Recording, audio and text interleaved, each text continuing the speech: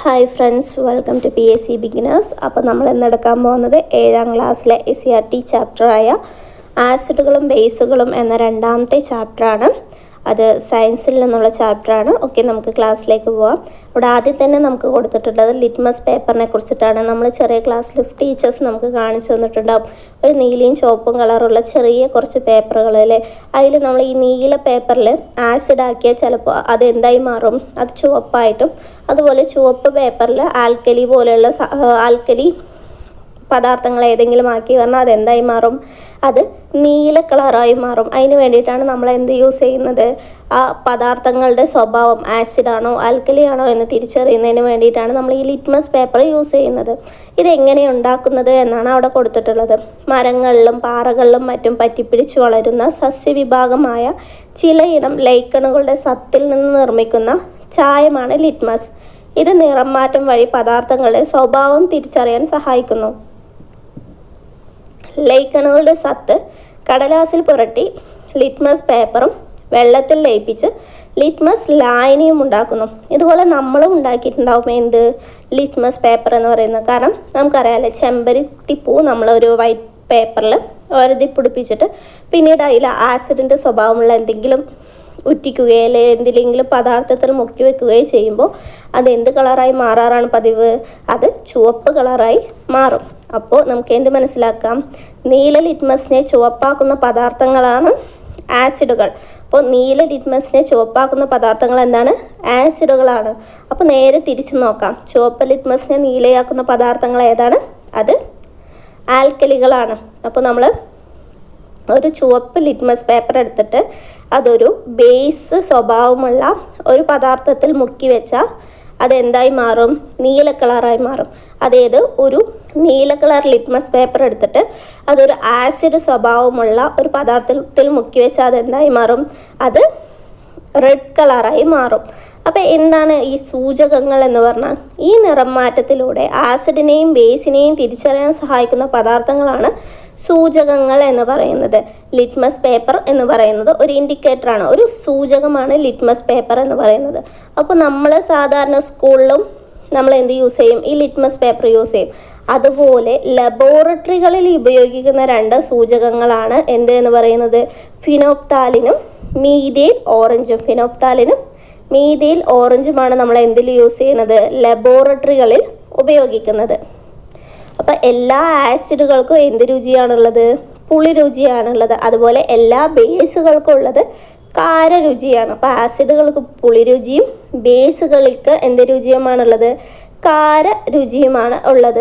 ഇനി എന്താണ് സാർവിക സൂചകം എന്ന് പറഞ്ഞാൽ, യൂണിവേഴ്സൽ ഇൻഡിക്കേറ്റർ എന്ന് പറഞ്ഞാൽ എന്താണ്, ഒരേ സമയം ആസിഡിനെയും ബേസിനെയും തിരിച്ചറിയാൻ ഉപയോഗിക്കുന്ന സൂചകമാണ് സാർവിക സൂചകം പറഞ്ഞത്. നമ്മളിപ്പോൾ ലിറ്റ്മസ് പേപ്പർ പറഞ്ഞാൽ തന്നെ അത് ആസിഡ് ഒന്നിലെ നീലയാണെങ്കിൽ അത് ചുവപ്പായ ആസിഡാകും, അതായത് ചുവപ്പ് നീലയായ അത് ബേസ് ആവുമെന്നാണ് പറഞ്ഞത്. പക്ഷേ ഒരേ സമയം ആസിഡിനെയും ബേസിനെയും തിരിച്ചറിയാൻ ഉപയോഗിക്കുന്ന സൂചകമാണ് സാർവിക സൂചകം എന്ന് പറയുന്നത്. പല സൂചകങ്ങളുടെയും മിശ്രിതമാണിത്. ഇതിന് ഏതാനും തുള്ളി ആസിഡിലോ ബേസുകളിലോ ചേർക്കുമ്പോൾ അവയുടെ സ്വഭാവവും തീവ്രതയും അനുസരിച്ച് പല നിറങ്ങൾ ലഭിക്കുന്നു. കുപ്പിക്ക് പുറത്തുള്ള കളർ ചാർട്ടുമായി താരതമ്യം ചെയ്ത് ദ്രാവകത്തിൻ്റെ സ്വഭാവവും അതിൻ്റെ തീവ്രതയും നമുക്ക് മനസ്സിലാക്കാൻ കഴിയും. അതാണ് എന്തെന്ന് പറയുന്നത്, സാർവിക സൂചകം എന്ന് പറയുന്നത്. അപ്പോൾ ഈ ആസിഡ് എന്ന പേര് എങ്ങനെയാണ് വന്നത് എന്ന് പറഞ്ഞാൽ, പുളിരുചി എന്നതിന് ലാറ്റിൻ ഭാഷയിൽ അറിയപ്പെടുന്ന പേരാണ് ആസിഡസ് എന്ന് പറയുന്നത്. അപ്പോൾ പുളിരുചിയെ ലാറ്റിൻ ഭാഷയിൽ എങ്ങനെ പറയും, ആസിഡസ് എന്നാണ് പറയുക. ഇതിൽ നിന്നാണ് ആസിഡ് എന്ന പദം ഉണ്ടായത്. ഇതിൽ നിന്നാണ് എന്തുള്ളത്, ആസിഡ് എന്ന പദം ഉണ്ടായത്. അപ്പോൾ പുളിരുചിയുള്ള എരുമമ്പുളി ആയാലും ശരി, അതുപോലെ പുളി ആയാലും ഓറഞ്ച്, മുന്തിരി, തക്കാളി ഇവയൊക്കെ എന്താണ്, ആസിഡ് വിഭാഗത്തിൽ പെടുന്നതാണ്. നെല്ലിക്കയിലും ആസിഡ്. നെല്ലിക്കയിൽ ധാരാളം വിറ്റമിൻ സി അടങ്ങിയിട്ടുണ്ടെന്ന് നിങ്ങൾ പഠിച്ചിട്ടുണ്ടല്ലോ. വിറ്റമിൻ സി എന്നത് അസ്കോർബിക് ആസിഡാണ്. ഇതിൻ്റെ സാന്നിധ്യമാണ് നെല്ലിക്കയ്ക്ക് പുളിരുചി നൽകുന്നത്. അപ്പോൾ വിറ്റമിൻ സി അടങ്ങിയിട്ടുള്ളത് ഏതിലാണ്, നെല്ലിക്കയിലാണ്. അപ്പോൾ വിറ്റമിൻ സിയുടെ നാമമാണ് എന്തെന്ന് പറയുന്നത്, അസ്കോർബിക് ആസിഡ് എന്ന് പറയുന്നത്. അപ്പോൾ ഈ അസ്കോർബിക് ആസിഡ് സാന്നിധ്യമാണ് നെല്ലിക്കയ്ക്ക് എന്ത് രുചി കിട്ടുന്നത്, പുളി രുചി കിട്ടുന്നത്. നമ്മൾ പറഞ്ഞു ആസിഡിനെ എന്ന് പറയുന്നത് പുളിരുചിയാണ് എന്ന് പറഞ്ഞല്ലേ. ഇനി നമ്മുടെ ഭക്ഷ്യവസ്തുക്കളും അവയിൽ അടങ്ങിയിട്ടുള്ള ആസിഡുകളും കാണാം. കാരണം എല്ലാത്തിലും പുളിരുചിയായാൽ കൂടി എല്ലാത്തിലും ഒരേ തരം ആസിഡുകളല്ല അടങ്ങിയിട്ടുള്ളത്. അപ്പോൾ നോക്കാം, മോര്, തൈര് എന്നിവയിൽ അടങ്ങിയിരിക്കുന്നത് ലാക്റ്റിക് ആസിഡാണ്. മോരിലും തൈരിലും അടങ്ങിയിട്ടുള്ളത് എന്ത് ആസിഡാണ്? ലാക്റ്റിക് ആസിഡാണ്. വിനാഗിരിയിൽ അടങ്ങിയിരിക്കുന്നത് അസറ്റിക് ആസിഡാണ്. നാരങ്ങയിൽ അടങ്ങിയിരിക്കുന്നത് സിട്രിക് ആസിഡാണ്. വാളൻപുളിയിൽ അടങ്ങിയിരിക്കുന്നത് ടാർട്ടാറിക് ആസിഡാണ്. ആപ്പിളിൽ അടങ്ങിയിരിക്കുന്നത് മാലിക് ആസിഡാണ്. നെല്ലിക്കയിൽ അടങ്ങിയിരിക്കുന്നത് നമ്മൾ പറഞ്ഞു അസ്കോർബിക് ആസിഡാണ്. തക്കാളിയിൽ അടങ്ങിയിരിക്കുന്ന ഓക്സാലിക് ആസിഡാണ്. അപ്പോൾ ഒന്നുകൂടെ പറയാം, മോര്, തൈര് എന്നിവയിൽ ലാക്റ്റിക് ആസിഡ്, വിനാഗിരിയിൽ അസറ്റിക് ആസിഡ്, നാരങ്ങയിൽ സിട്രിക് ആസിഡ്, വാളംപുളിയിൽ tartaric acid, apple malic acid, നെല്ലിക്ക അസ്കോർബിക് ആസിഡ്, തക്കാളിയിൽ ഓക്സാലിക് ആസിഡാണ് അടങ്ങിയിട്ടുള്ളത്. നമ്മൾ ഈ പാല് തൈരാക്കുമ്പോൾ ഈ തൈരിൽ ലാക്ടോബാസിലസ് എന്ന ബാക്ടീരിയ അടങ്ങിയിട്ടുണ്ട്. ഇവ പാലിൽ നിന്ന് പോഷണം നടത്തുന്നതിൻ്റെ ഫലമായി ഉണ്ടാക്കുന്ന ലാക്റ്റിക് ആസിഡാണ് തൈരിന് പുളിരുചി നൽകുന്നത്. അപ്പോൾ തൈരിൽ അടങ്ങിയിരിക്കുന്ന ബാക്ടീരിയയാണ് ലാക്ടോബാസിലസ് എന്ന് പറയുന്നത്. നമ്മൾ നേരത്തെ സൂക്ഷ്മാണുക്കളുടെ ഒരു ചാപ്റ്റർ പഠിച്ചപ്പോൾ പറഞ്ഞിട്ടുണ്ടായിരുന്നു, നമുക്ക് ഉപകാരമുള്ള ബാക്ടീരിയകളും ഉണ്ട് എന്ന് പറഞ്ഞിട്ട് നമ്മൾ പറഞ്ഞിട്ടുണ്ടായിരുന്നു. പാലിനെ തൈരാക്കി മാറ്റുന്നു, മാവിനെ പുളിക്കാൻ സഹായിക്കുന്നു എന്നൊക്കെ പറഞ്ഞിട്ടല്ലേ. അതുപോലെ ഈ തൈരിൽ അടങ്ങിയിരിക്കുന്ന ബാക്ടീരിയയാണ് ലാക്ടോബാസിലസ് എന്ന് പറയുന്നത്. അപ്പോൾ ഇത് പാലിൽ നിന്ന് പോഷണം നടത്തുന്നതിൻ്റെ ഫലമായിട്ടുണ്ടാകുന്ന ലാക്റ്റിക് ആസിഡാണ് ഈ തൈരിന് എന്ത് നൽകുന്നത്? പുളിരുചി നൽകുന്നത്. അപ്പോൾ നമ്മൾ ഈ ഭക്ഷ്യവസ്തുക്കളിലൊക്കെ അടങ്ങിയിട്ടുള്ള ആസിഡുകൾ എന്ന് പറയുന്നത് വളരെ വീര്യം കുറഞ്ഞ ആസിഡുകളാണ്. പക്ഷെ നമ്മൾ ലബോറട്ടറികളിൽ സാധാരണ ഉപയോഗിക്കുന്ന പല ആസിഡുകളും അതുപോലെ ബേസുകളൊക്കെ എന്താണ്? വളരെ വീര്യം കൂടിയവയാണ്. അപ്പോൾ നമുക്ക് ആസിഡുകളുടെയും ബേസുകളും ഏതൊക്കെയാണെന്ന് നോക്കാം. Hydrochloric acid, nitric acid, sulphuric acid, acetic acid ഇവയെല്ലാം ആസിഡുകളിന് ഒരു ഉദാഹരണമാണ്. അതായത് ആസിഡ് എന്ന പേര് വരുമ്പോൾ നമുക്കതറിയാമല്ലേ. Hydrochloric acid, nitric acid, sulphuric acid, acetic acid, അതുപോലെ നമ്മൾ നേരത്തെ പഠിച്ചു പറഞ്ഞ lactic acid, citric acid, tartaric acid, malic acid, ascorbic acid, oxalic acid എന്നിവയെല്ലാം ആസിഡുകൾക്കൊരു ഉദാഹരണമാണ്. ഇനി ബേസുകളുടെ ഉദാഹരണം ചോദിച്ചാൽ കാൽസ്യം ഹൈഡ്രോക്സൈഡ്, ചുണ്ണാമ്പ് ഒരു ബേസാണ്. അപ്പോൾ ചുണ്ണാമ്പ് എന്ന് പറയുന്നത് എന്താണ്? ഒരു ബേസാണ്. കാൽസ്യം ഹൈഡ്രോക്സൈഡ്, അതുപോലെ സോഡിയം ഹൈഡ്രോക്സൈഡ്, കാസ്റ്റിക് സോഡ എന്ന് പറയുന്നതും ഒരു ബേസാണ്. പൊട്ടാസ്യം ഹൈഡ്രോക്സൈഡ്, കാസ്റ്റിക് പൊട്ടാഷ് ഇവയെല്ലാം എന്താണ്? ബേസുകൾക്ക് ഉദാഹരണമാണ്. ആൽക്കലിക്ക് ഉദാഹരണമാണ് calcium hydroxide, sodium hydroxide, potassium hydroxide എന്ന് പറയുന്നത്. ഉറുമ്പിൻ്റെ ശരീരത്തിൽ ഫോർമിക് ആസിഡ് ഉണ്ട്. അപ്പോൾ ഉറുമ്പിൻ്റെ ശരീരത്തിലുള്ള ആസിഡാണ് ഫോർമിക് ആസിഡ് എന്ന് പറയുന്നത്. ഉറുമ്പ് കടിക്കുമ്പോൾ ഈ ആസിഡ് നമ്മുടെ ശരീരത്തിൽ പ്രവേശിക്കുന്നു. ഇത് ശരീരകോശങ്ങളുമായി പ്രവർത്തിക്കുന്നതാണ് ഉറുമ്പ് കടിക്കുമ്പോഴുള്ള വേദനയ്ക്ക് കാരണം. അപ്പോൾ ഉറുമ്പ് കടിക്കുമ്പോഴുള്ള വേദനയ്ക്ക് കാരണം എന്താണ്? ആ ഉറുമ്പ് കടിക്കുമ്പോൾ ഉറുമ്പിൻ്റെ ശരീരത്തിലുള്ള ഫോർമിക് ആസിഡ് നമ്മുടെ ശരീരത്തിൽ പ്രവർത്തിക്കുന്നു. ഇത് ശരീരകോശങ്ങളുമായി പ്രവർത്തിക്കുന്ന കാരണമാണ് ഉറുമ്പ് കടിക്കുമ്പോഴുള്ള വേദനയ്ക്ക് കാരണം എന്ന് പറയുന്നത്. ഇനി നമ്മുടെ ശരീരത്തിലും എന്തുണ്ട്? ഇതുപോലെ ആസിഡ് ഉണ്ട്. നാം കഴിക്കുന്ന ആഹാരത്തിൻ്റെ ദഹനത്തെ സഹായിക്കാനായി ആമാശയത്തിൽ ഹൈഡ്രോക്ലോറിക് ആസിഡ് ഉൽപ്പാദിപ്പിക്കപ്പെടുന്നുണ്ട്. ചിലരിൽ ഇതിൻ്റെ ഉൽപ്പാദനം കൂടുന്നതിൻ്റെ ഫലമായി ഉണ്ടാകുന്ന രോഗാവസ്ഥയാണ് അസിഡിറ്റി. ആമാശയത്തിനുള്ളിലെ നീറ്റൽ, നെഞ്ചെരിച്ചൽ, പുളിച്ചു തികട്ടൽ, മലബന്ധം എന്നിവ അസിഡിറ്റിയുടെ ലക്ഷണങ്ങളാണ്. ആസിഡിനെ നിർവീര്യമാക്കുന്ന ആൻറ്റാസിഡുകൾ എന്നറിയപ്പെടുന്ന മരുന്നുകളാണ് ഡോക്ടർമാർ ഇതിന് പരിഹാരമായി നൽകുന്നത്. നമ്മൾ ഗ്യാസിൻ്റെ പ്രശ്നമായിട്ട് പോകുമ്പോൾ നമുക്ക് ഡോക്ടേഴ്സ് തരുന്ന ആൻറ്റാസിഡുകൾ എന്തിനു വേണ്ടിയിട്ടാണ്? ഈ നമ്മുടെ ശരീരത്തിൽ ഒരു ആസിഡ് ഉണ്ട്. ഏത് ആസിഡാണുള്ളത്? ഹൈഡ്രോക്ലോറിക് ആസിഡാണ് നമ്മുടെ ശരീരത്തിൽ ഉൽപ്പാദിപ്പിക്കുന്നത്. അപ്പോൾ ഇതിൻ്റെ ഉൽപ്പാദനം കൂടുന്നതിൻ്റെ ഫലമായിട്ടുണ്ടാവുന്ന രോഗമായ അസിഡിറ്റി അത് നമുക്ക് എന്ത് ചെയ്യും?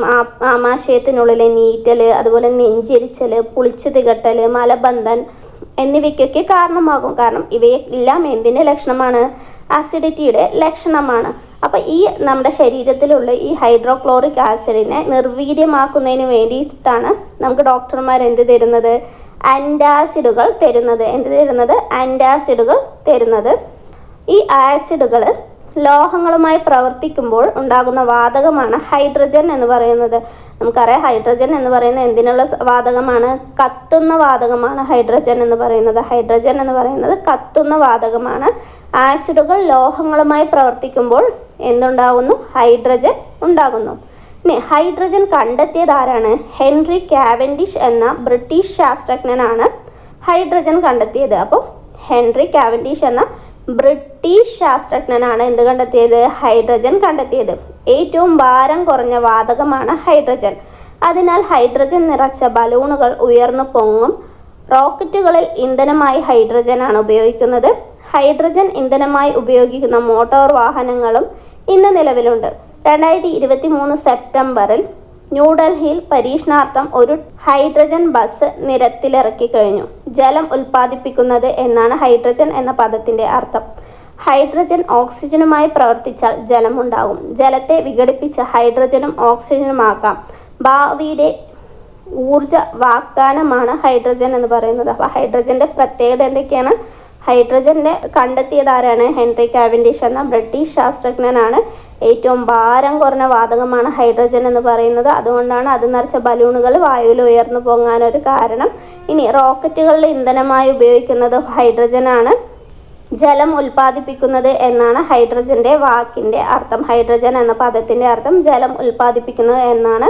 ഹൈഡ്രജൻ ഓക്സിജനുമായി പ്രവർത്തിച്ചാൽ എന്തുണ്ടാവും? ജലമുണ്ടാവും. ജലത്തെ വിഘടിപ്പിച്ച് ഹൈഡ്രജനും ഓക്സിജനും ആക്കാൻ കഴിയും. ഭാവിയുടെ ഊർജ വാഗ്ദാനമാണ് എന്തെന്ന് പറയുന്നത്? ഹൈഡ്രജൻ എന്ന് പറയുന്നത്. ഇനി ആസിഡുകളും അവയുടെ ഉപയോഗങ്ങളും തന്നിട്ടുണ്ടായിരുന്നു. നമ്മൾ നേരത്തെ കുറച്ച് ആസിഡുകളുടെയൊക്കെ പേര് പറഞ്ഞിട്ടുണ്ടായിരുന്നു അല്ലേ? ഇനി സിട്രിക് ആസിഡിൻ്റെ ഉപയോഗം എന്താണ്? അത് പാനീയങ്ങൾ ഉണ്ടാക്കാൻ വേണ്ടിയിട്ടാണ് നമ്മൾ ഉപയോഗിക്കുന്നത്? സിട്രിക് ആസിഡുകൾ ഉപയോഗിക്കുന്നത്. ഇനി സൾഫ്യൂരിക് ആസിഡ് എന്തിനാണ് ഉപയോഗിക്കുന്നത്? മോട്ടോർ വാഹനങ്ങളുടെ ബാറ്ററിയിലും രാസവള നിർമ്മാണത്തിനുമാണ് നമ്മൾ ഉപയോഗിക്കുന്നത്? സൾഫ്യൂരിക് ആസിഡ് ഉപയോഗിക്കുന്നത്. നൈട്രിക് ആസിഡ് എന്തിനാണ് ഉപയോഗിക്കുന്നത്? രാസവളം, പെയിൻറ്, ചായങ്ങൾ എന്നിവ നിർമ്മിക്കാൻ നൈട്രിക് ആസിഡ് ഉപയോഗിക്കുന്നു. ടാനിക് ആസിഡാണ് തുകൽ, മഷി എന്നിവയുടെ നിർമ്മാണത്തിന് ഉപയോഗിക്കുന്നത്. അപ്പോൾ സിട്രിക് ആസിഡ് ഉപയോഗിക്കുന്നത് പാനീയങ്ങൾ ഉണ്ടാക്കാൻ വേണ്ടിയിട്ടാണ്. സൾഫ്യൂരിക് ആസിഡ് ഉപയോഗിക്കുന്നത് മോട്ടോർ വാഹനങ്ങളും ബാറ്ററികളും രാസവള നിർമ്മാണത്തിനുമാണ്. നൈട്രിക് ആസിഡ് രാസവളം, പെയിൻറ്, ചായങ്ങൾ എന്നിവ നിർമ്മിക്കാൻ വേണ്ടിയിട്ടാണ്. ടാനിക് ആസിഡ് ഉപയോഗിക്കുന്നത് തുകൽ, മഷി എന്നിവ നിർമ്മിക്കാൻ വേണ്ടിയിട്ടാണ്. ഇനി ബേസുകളുടെ ഉപയോഗം, നമ്മളിപ്പോൾ ആസിഡിൻ്റെ ഉപയോഗം പറഞ്ഞ പോലെ ബേസുകളുടെ ഉപയോഗം എന്തൊക്കെയാണ്? Calcium hydroxide, sodium hydroxide, potassium hydroxide, aluminium hydroxide, magnesium hydroxide ഒക്കെയാണ് എന്തെന്ന് പറയുന്നത്? ബേസുകൾ. ഹൈഡ്രോക്സൈഡുകളാണ് എന്തെന്ന് പറയുന്നത്? ബേസുകൾ അല്ലെങ്കിൽ ആൽക്കലികൾ എന്ന് പറയുന്നത്. കാൽസ്യം ഹൈഡ്രോക്സൈഡിൻ്റെ ഉപയോഗമാണ് ഗ്ലാസ് നിർമ്മാണം, മണ്ണിൻ്റെ അസിഡിറ്റി കുറയ്ക്കാൻ എന്നിവയ്ക്കാണ് നമ്മൾ ഉപയോഗിക്കുന്നത്? കാൽസ്യം ഹൈഡ്രോക്സൈഡ് ഉപയോഗിക്കുന്നത്. ഉപയോഗിക്കുന്നത്? Calcium hydroxide. അതായത് കാൽസ്യം ഹൈഡ്രോക്സൈഡ് പറഞ്ഞാൽ എന്താണെന്ന് നമ്മൾ പറഞ്ഞത്? ചുണ്ണാമ്പാണ് കാൽസ്യം ഹൈഡ്രോക്സൈഡ് എന്ന് പറയുന്നത്. അപ്പോൾ അത് ഗ്ലാസ് നിർമ്മാണത്തിനും മണ്ണിൻ്റെ അസിഡിറ്റി കുറയ്ക്കാനുമാണ് നമ്മൾ ചുണ്ണാമ്പ് ഉപയോഗിക്കുന്നത് അല്ലേ? ഇനി സോഡിയം ഹൈഡ്രോക്സൈഡ്. സോഡിയം ഹൈഡ്രോക്സൈഡ് എന്തിനാണ് ഉപയോഗിക്കുന്നത്? സോപ്പ്, പേപ്പർ, റയോൺ എന്നിവ ഉണ്ടാക്കാൻ വേണ്ടിയിട്ടാണ് നമ്മൾ സോഡിയം ഹൈഡ്രോക്സൈഡ് ഉപയോഗിക്കുന്നത്. ഇനി പൊട്ടാസ്യം ഹൈഡ്രോക്സൈഡോ? അത് സോഫ്റ്റ് സോപ്പ് ഉണ്ടാക്കാൻ വേണ്ടിയിട്ടാണ് പൊട്ടാസ്യം ഹൈഡ്രോക്സൈഡ് ഉപയോഗിക്കുന്നത്. അപ്പോൾ സോപ്പ്, പേപ്പർ, റയോൺ എന്നിവയ്ക്ക് വേണ്ടി ഉപയോഗിക്കുന്ന സോഡിയം ഹൈഡ്രോക്സൈഡാണ്.